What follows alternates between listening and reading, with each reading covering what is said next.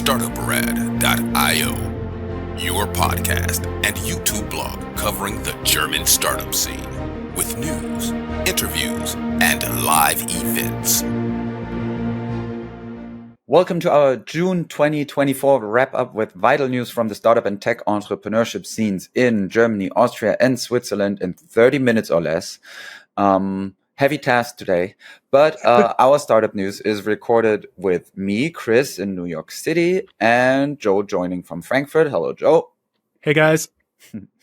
Today's news cut-off date is June 25th. As always, all news not included will be happening in our next news wrap-up, and we're going to kick it off with our highlights, and you go ahead. This month roundup of the GSA DACH business and tech sectors, we've seen an array of significant movements that are shaping the landscape. Check24 has arguably launched the most ambitious marketing campaign of the year in Germany. Some people even talk about German business history, distributing 5 million free football jerseys from Puma, tapping into the enthusiasm for the Euro Cup and contrasting sharply with Adidas official team gear. This initiative is estimated to have cost around 100 million euro. And has sparked a vibrant online discourse and driven app downloads despite privacy concerns.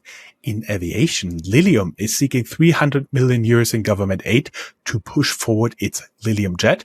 Keep in mind, Lilium is listed on Nasdaq. The insurtech scene is also buzzing with news of WeFox, where an internal strife could lead to a dramatic revaluation far below its previous 4.5 billion high. Meanwhile, Clark.de is preparing for a significant funding round under new leadership aiming to expand its reach and profitability. And on a larger scale, Amazon has announced an additional 10 billion, yes, billion investment in Germany, targeting cloud data storage and logistics, emphasizing the growing importance of digital infrastructure in the region. As the region's startup ecosystem continues to evolve rapidly, fueled by substantial investments and strategic shifts. In a significant leap for German tech innovation, DeepL has now clinched the title of Germany's most valuable AI startup with a staggering $2 billion valuation, eclipsing Aleph Alpha following the DeepL robust 300 million investment. Meanwhile, Black Semiconductor is injecting a hefty 254.4 million into Europe's semiconductor industry, with plans to establish a state-of-the-art pilot facility in Aachen by 2026. Not to be outdone, Cognigy, from Düsseldorf has garnered $100 million to enhance AI-driven customer service automation supported by brands such as Lufthansa, Toyota, and Mercedes-Benz.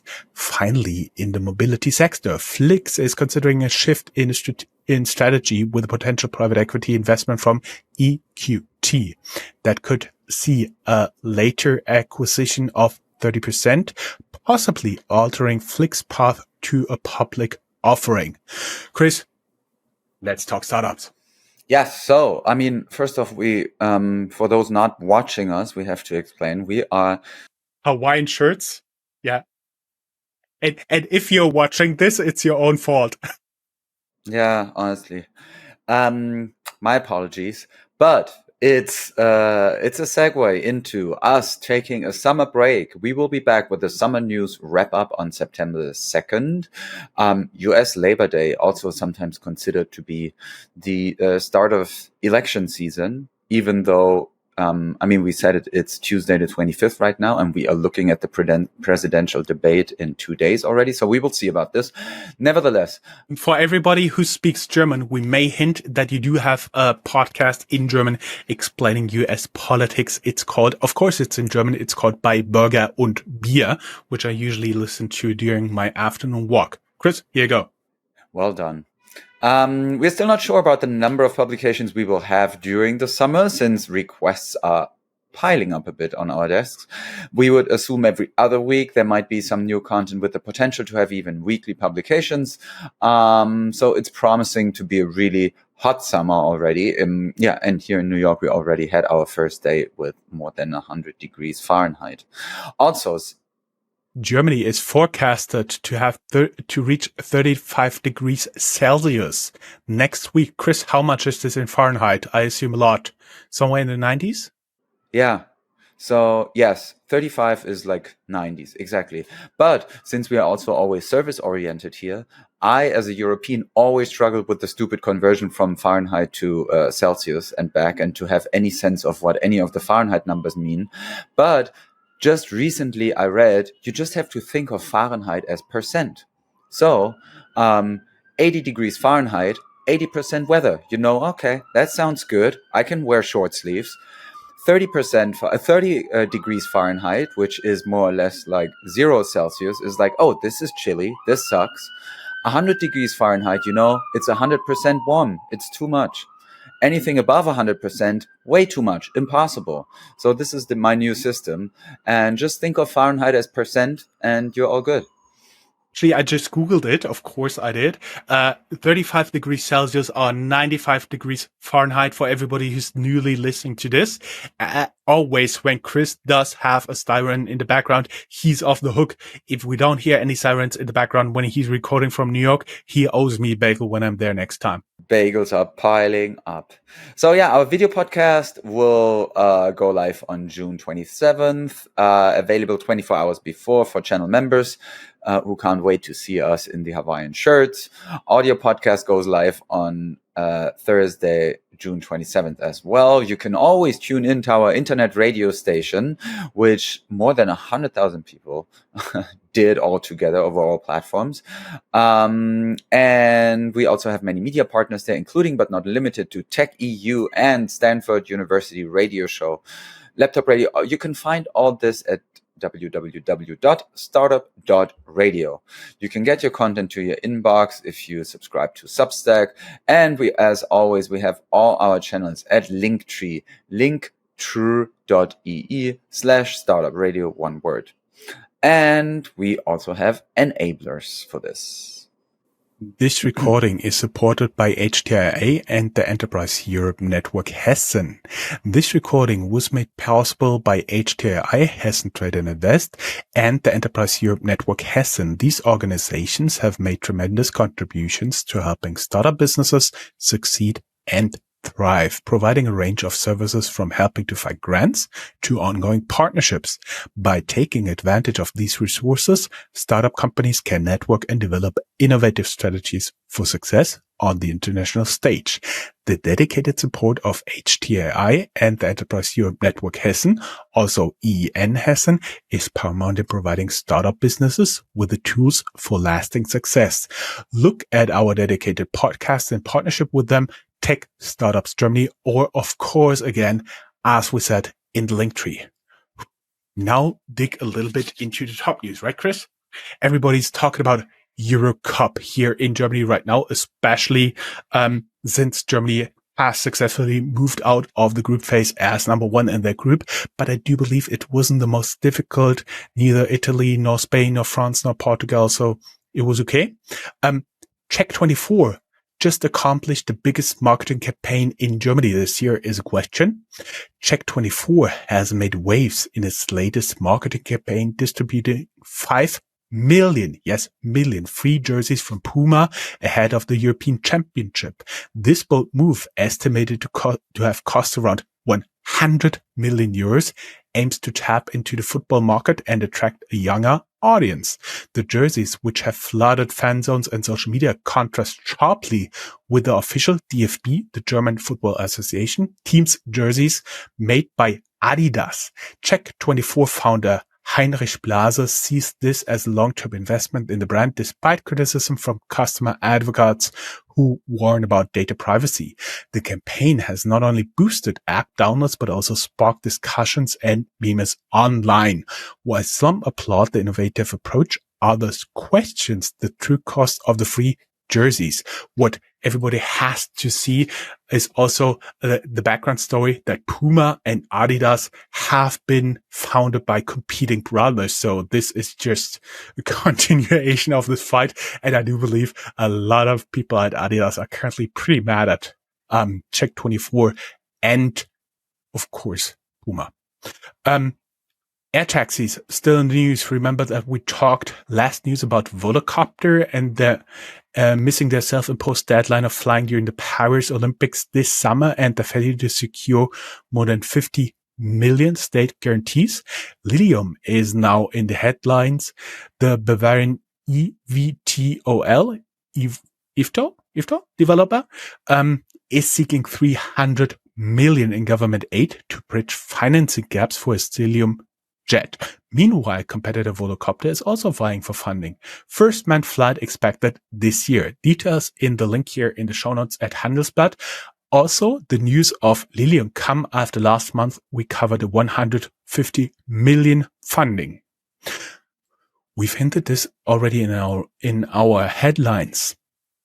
WeFox suffers from internal power struggle with a potential $4 billion US dollar valuation drop.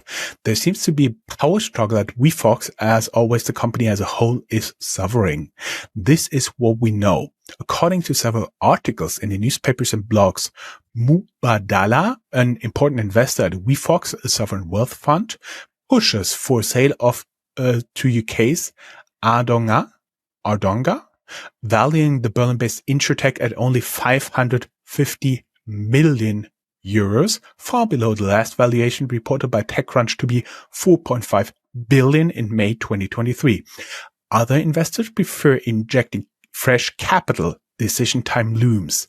The blog Finance Forward writes about the power struggle between the founders and the new CEO, Mark Hartigan.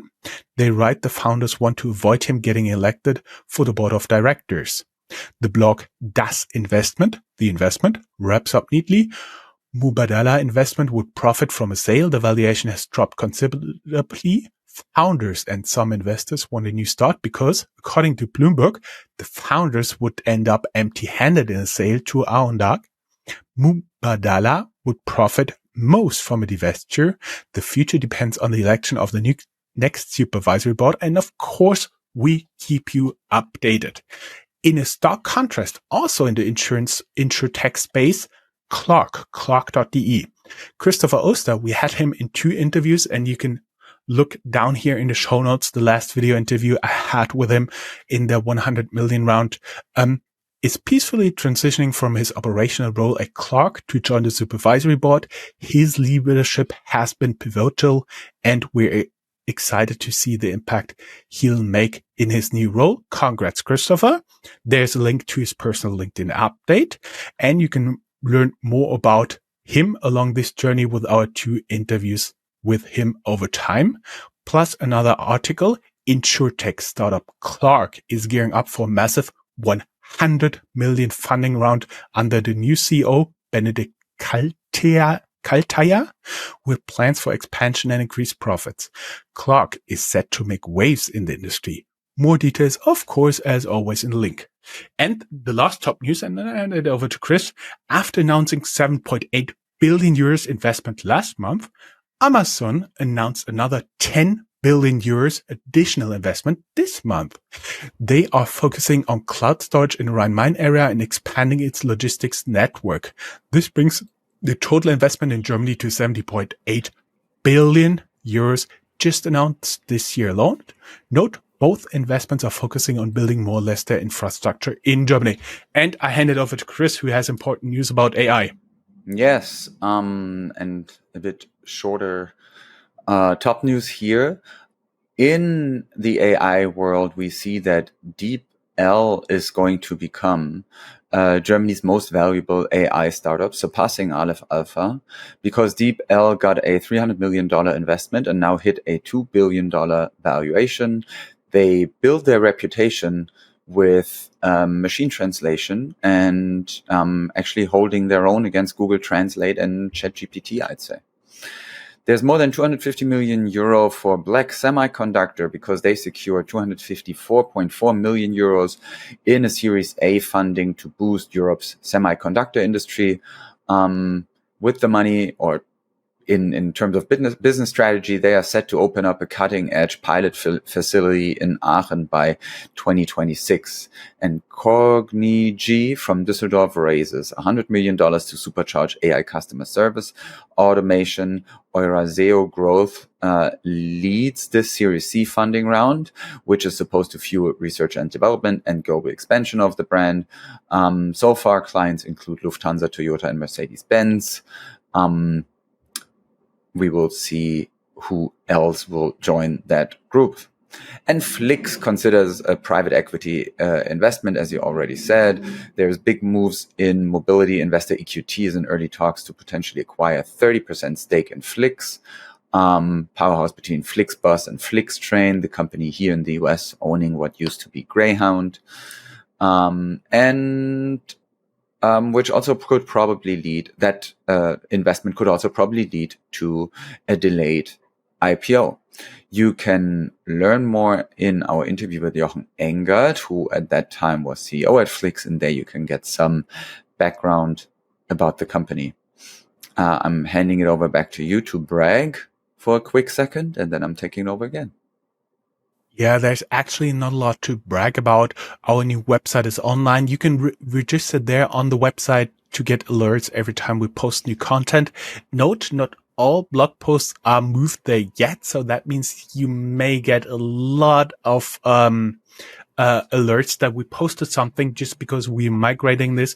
But don't worry, start registering in September. We'll remind you of this again, and you will notice that we've already migrated more than 40 blog posts and are working hard on publishing more. If you're looking to partner with us, look no further. There is a link to our passion fruit storefront. Chris, you always seem to me like an ecosystem guy. Yeah, big picture guy. So ecosystem news is the part of the show where we talk about everything surrounding the startup scene that is affecting it. At first, we have a look at the worldwide ecosystem, where we see that the metaverse and AR, VR investments are cooling off, even though Apple obviously introduced with huge fanfare the Vision Pro, which also now has a German release date. It seems, though, that VCs are losing interest. 2024 is on track for the lowest funding in years for these technologies. And I mean, even for the Vision Pro, I've already read a couple of swan songs saying, okay, this is going to be, this is going to go down the same way as did Google Glasses. We will see. European ecosystem. There are signs of recovery for the European startup market after a tough 2023. IPOs and late-stage funding are picking up. Early-stage deals are heating up, with major funds like Creandum announcing a new 500 million euro investment. We expect to see more unicorns and startup exits in the near future. All of it can be read in depth at Sifted. And affecting the startup industry in Europe is also the discussion about chat control. And so far, there's no majority about that in the European Union. The member states are unable to agree on a position on chat control today. Council presidency has removed the vote from the agenda because it did not have a sufficient majority. If you want to know more about the chat protocol and the oversight that was planned, you can have a look in the show notes with articles from Netzpolitik and privateinternetaccess.com. And in the German ecosystem, we always take a short look at the IFO Business Climate Index for Germany, in which the poll participants given insight on what they expect how they expect business to develop in the near future. And then we are being communicated a point number, an index number. That index number dropped to 88.6 in June from 89.3 in May, meaning, well, there might be some more pessimism in the market growing. The current situation assessment stayed unchanged, though. And I mean, it's still the same story as has been for a couple of months now, maybe even years. The German economy struggles to overcome stagnation and doesn't show as much of a dynamic growth as other countries do, maybe, for example, the US. The which also leads us to specific numbers in terms of the economy. And we see a slight growth, mostly boosted by construction and exports. German GDP rose 0.2% in the first quarter. Private consumption remains a challenge, though. So the question remains if customer spending can drive a further recovery in the future or not. Moving on from the ecosystem to more specific news from several startup regions in Germany, where, as always, we can tell you, well, there are some hidden gems in cities of general startup interest. We're not looking at everything, but you have a quick sentence about Frankfurt and then moving on to Düsseldorf. I had thought when you talked about that, when you think about the German economy growing by only 0.2% in a quarter, that is even in a quarter more than a few small GDPs of small nations here in the world. So relatively speaking, we're not growing fast, but I think in absolute terms, it would still be an impressive number. Yeah, Rhein-Main, just keep in mind the news from Clark.de and Düsseldorf. Düsseldorf may not seem like a startup hub, but it has all the right ingredients. Aux Money's CEO highlights the city's tech community, talent access, and quality of living. Read more about them in the tech.eu article. Chris, you want to take over a little bit? Yeah, looking a bit at the startup hubs that are Austria and Switzerland. In Austria, there was a scoop about the edtech unicorn Go Student, because it turned out that Go Student is behind the comparison site Nachhilfe.de and funneling leads to their own tutoring services at Go Student. So the site is now being redesigned for better transparency, and we got a full story about that in the show notes. Austria is also set to launch 3 new business angel consortia, boosting early stage startup investments with 10 million euros from the Startup Invest boosting scaling potentials program. Exciting times ahead for Austrian startups, we think. Looking at Switzerland, FINMA has initiated bankruptcy proceedings against Flowbank SA due to insufficient capital and over-indebtedness. The Swiss bank's license was revoked and deposits up to 100,000 Swiss francs will be repaid to clients. Moving on to general news, tech news, and the company news section, where we zoom in even more and talk a bit about specific developments in specific companies. First off, though, let's talk a bit about new funds in case of you are looking for money, which only also is a selection. Forbion, which with offices including in Munich, announces the first close of its Bioeconomy Fund 1 at 75 million euros, aiming for 150 million overall. The fund will invest in innovative biotech companies across food, agriculture, materials, and environmental tech. Porsche and CICC launch a venture capital fund to invest in Chinese automotive startups, collaboration that aims to drive innovation and strengthen early stage investments in China's dynamic market. More about that in the show notes. Green tech news, your realm. Yeah, we moved this out of the creative destruction. We didn't make it. Waldemar Zeiler announced the temporary end of Zweihorn Energy despite 6-figure crowdfunding. Changes included legal issues, market complexity, and customer adoption barriers. Basically, he was doing a very annoying all pink trash image everywhere present advertisement for potential solar installations on the balcony that should generate energy, and just didn't work out. Moving on to the fintech news, only 1 in 5 fintech founders would start again in Germany due to excessive bureaucracy and insufficient venture capital. Fintechs wait 2 years for BaFin approval. The coalition's effort receive a grade of simply sufficient, according to the survey of the German Startup Association. AutoOne's fintech subsidiary called Mobifin has officially failed. A bitter shareholder dispute, sounds familiar, and mismanagement led to its downfall despite initial high hopes. The project has turned into a €1 million loss. 2 news concerning Trade Republic. Number 1, they end their partnership with Solaris Bank in Berlin. opting for established banks like Deutsche, JP Morgan, HSBC, and Citi. The neo-broker now entrusts customer funds to these major banks.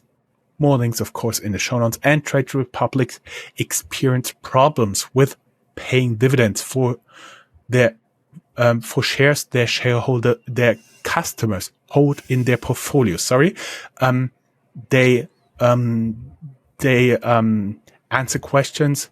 Of course, link in the show notes. And I think by now they might have already fixed that bug. Chris, you want to do some general news?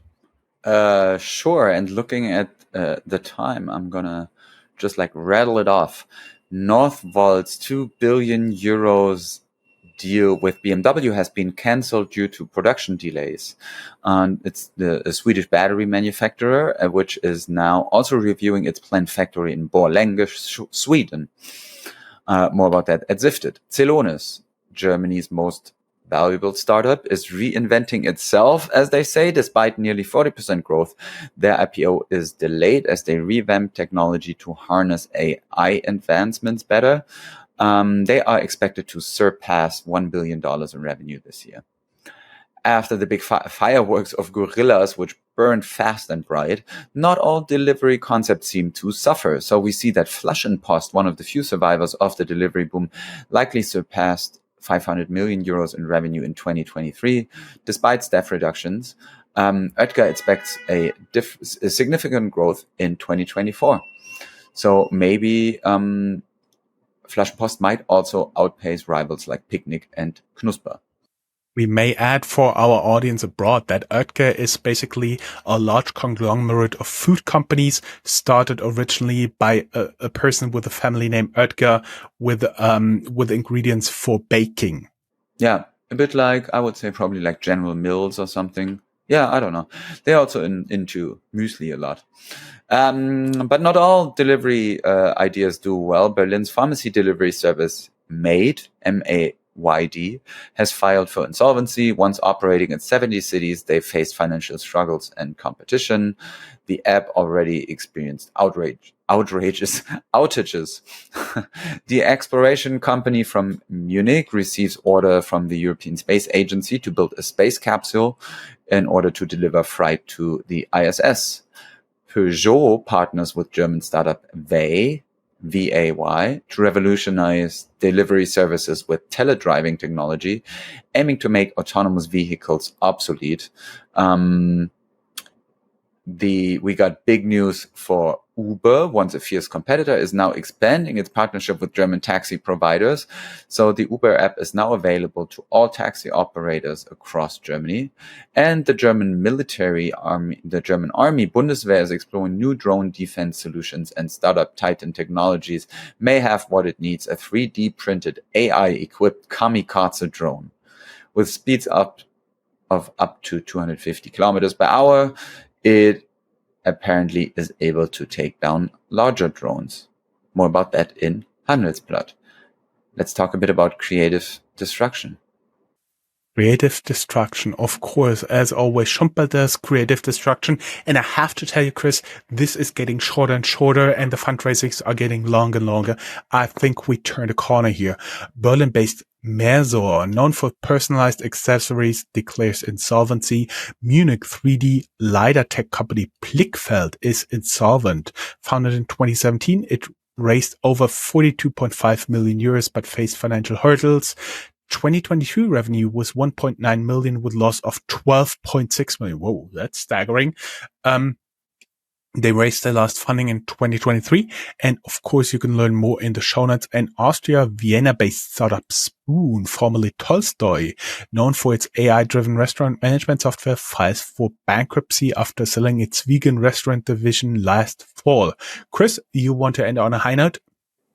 Of course. So we are highlighting a couple of successful fundraising and exits here. Keep in mind, it's a small selection. It's just for us that the news here and the total value show how resilient the startup scene is. We included, as always, only some select fundraisings above 5 million euros or $5 million.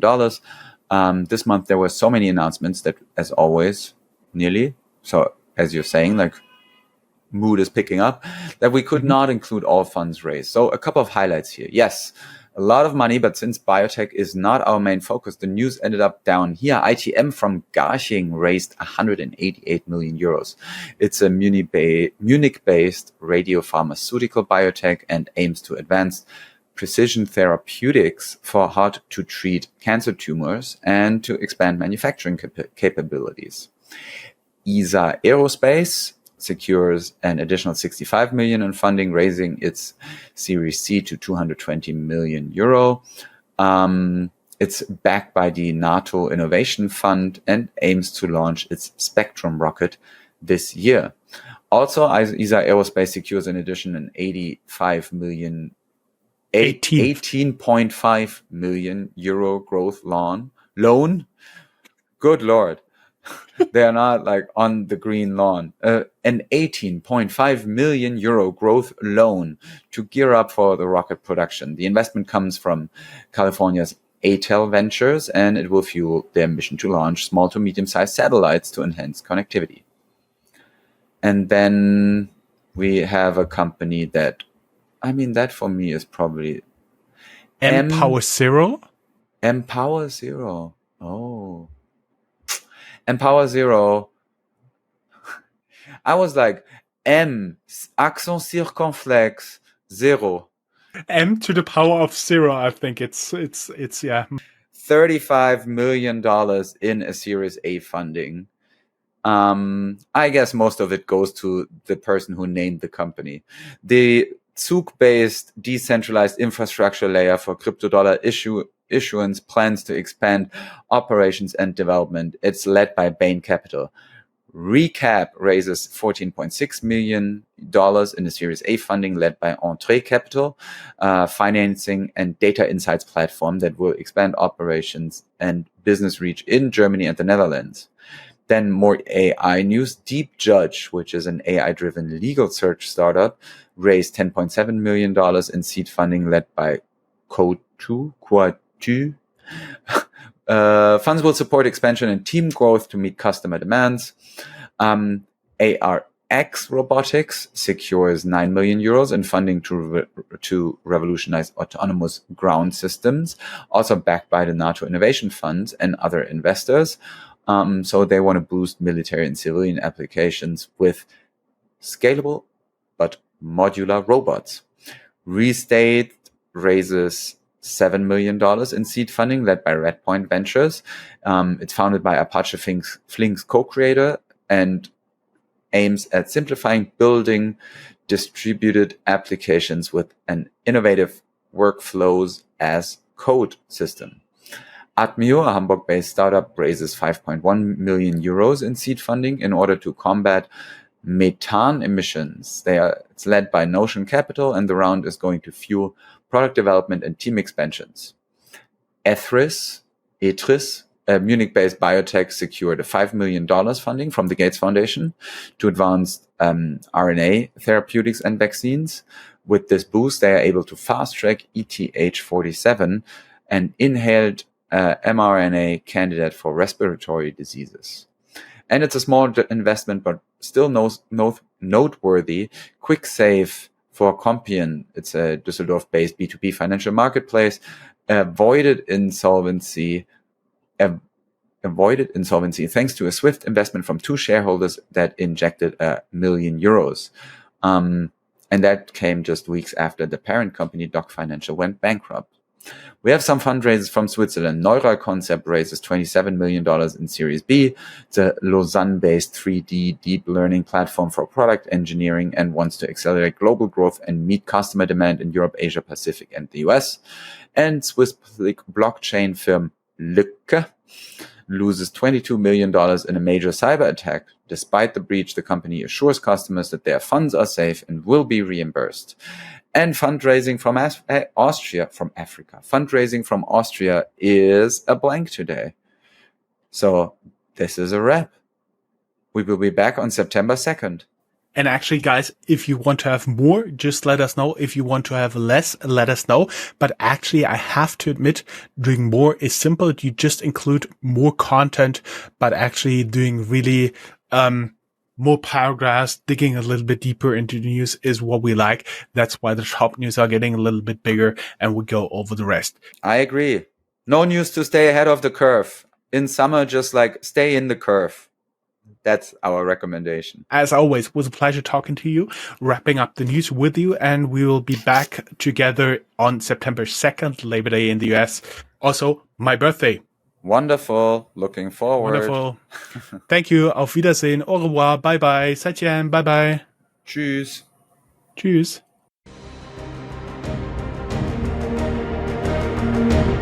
That's all, folks. Find more news, streams, events, and interviews at www.startuprad.io. Remember, sharing is caring.